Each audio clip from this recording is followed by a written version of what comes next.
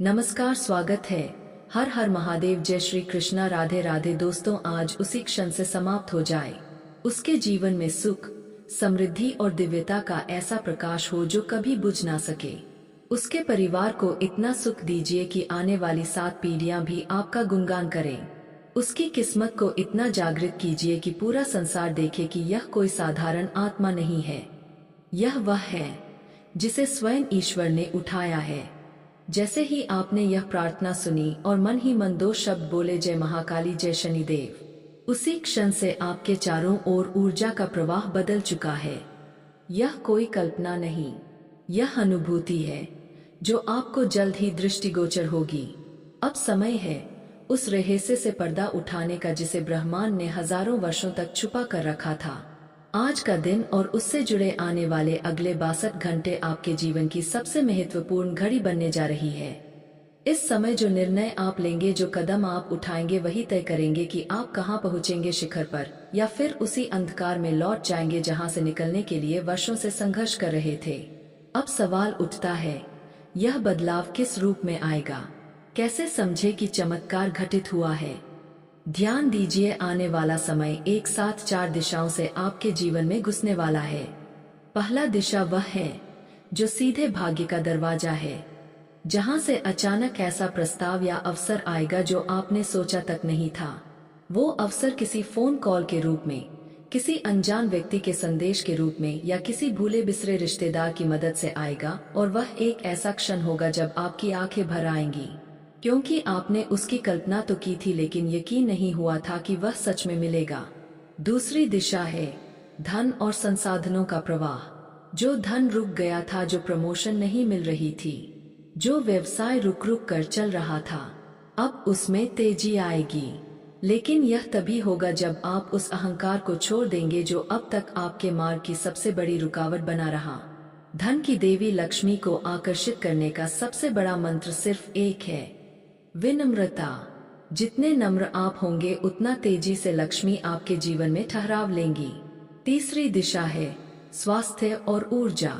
आज से आपके शरीर में एक अलग प्रकार की शक्ति प्रवेश करने वाली है। जो लोग बार बार बीमार हो जाते थे, जिन्हें कोई कारण समझ नहीं आता था, उनके लिए यह समय एक अद्भुत परिवर्तन का समय है।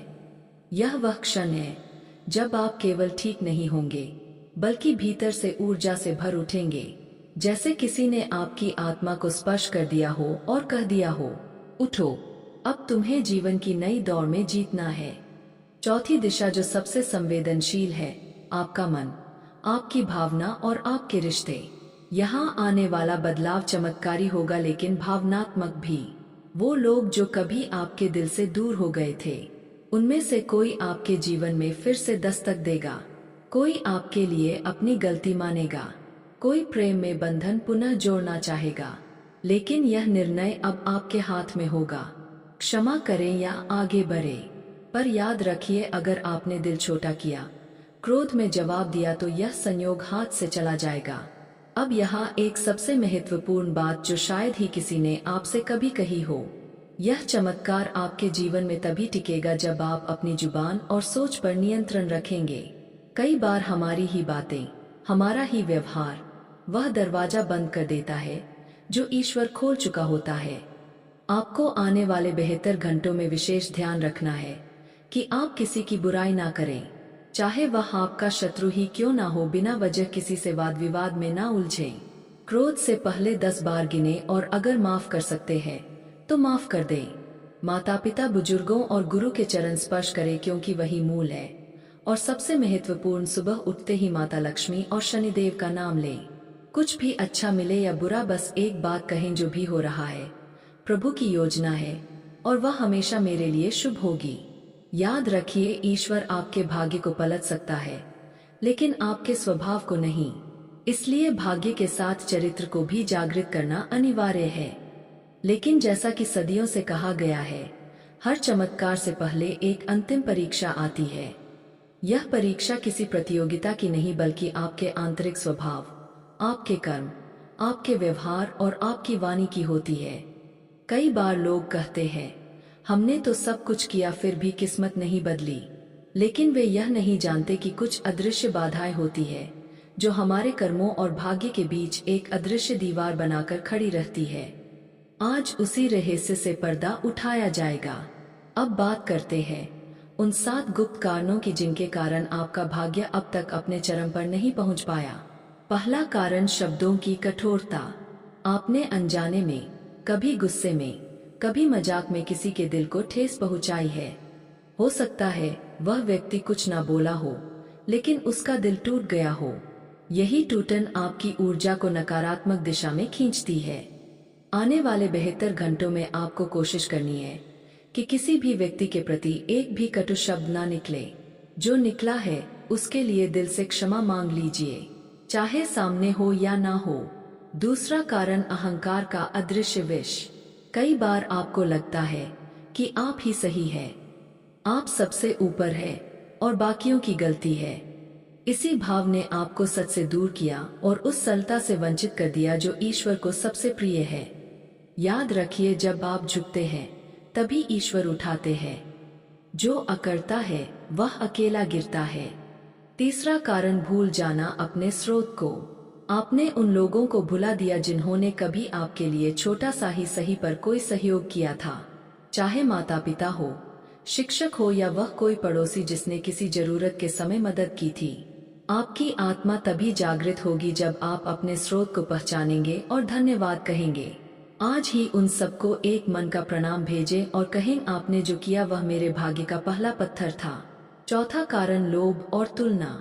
आपने दूसरों की सफलता देखकर खुद को छोटा समझा और मन ही मन यह सोच लिया कि मेरे साथ अन्याय हो रहा है। यही सोच आपके भाग्य का द्वार बंद कर देती है। ईश्वर ने हर आत्मा के लिए समय तय किया है। जब आपकी बारी आएगी तब पूरा ब्रह्मांड मिलकर आपको उठाएगा। आप अकेले नहीं होंगे। पांचवा कारण, अनुशासन की कमी। भाग्य हमेशा उसी के पास जाता है जो उसे संभाल सके, जो दिनचर्या नहीं रखता, जो बिना तैयारी के सिर्फ अवसर का इंतजार करता है।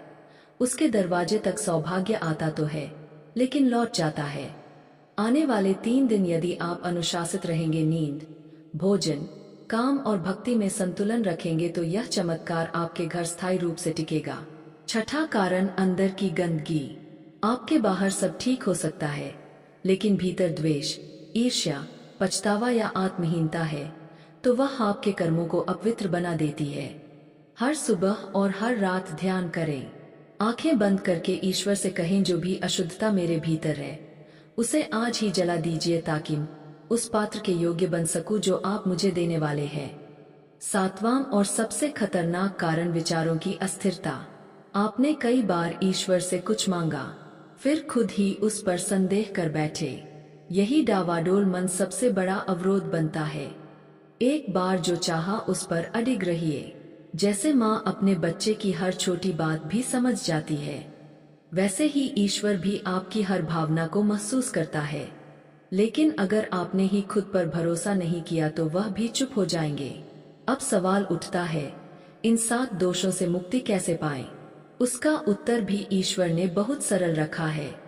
सुबह सूर्य को जल अर्पित करें और कहें, हे प्रभु, जैसे आपकी किरणें पूरे ब्रह्मांड को प्रकाशित करती है, वैसे ही मेरे जीवन को भी आलोकित कर दीजिए। रात्रि में सोने से पहले माता लक्ष्मी का ध्यान करके अपने दिन भर के कर्मों की क्षमा मांगे। कम से कम एक बार पूरे मन से किसी की मदद करें, बिना दिखावे के। और सबसे महत्वपूर्ण, हर दिन खुद से कहें, मुझे कोई नहीं रोक सकता क्योंकि मेरे साथ खुद ईश्वर है। तो ध्यान से सुनिए, जब चमत्कार आता है वह पहले बाहर नहीं अंदर घटित होता है। पहले आपके विचार बदलते हैं, फिर आपका व्यवहार और फिर पूरी सृष्टि आपकी राहों में फूल बिछाने लगती है। इसलिए सबसे पहले आपको जिन संकेतों पर ध्यान देना है वे यही है। पहला संकेत, आपके आसपास की ऊर्जा में अचानक बदलाव महसूस होना। एक अजीब सी शांति, एक अनजानी उम्मीद और बिना कारण दिल का प्रसन्न रहना। यह दर्शाता है कि दिव्यता ने आपके जीवन में प्रवेश कर लिया है। दोस्तों, वीडियो काफी हो गया, फिर मिलते हैं अगले वीडियो में। धन्यवाद। राधे राधे दोस्तों।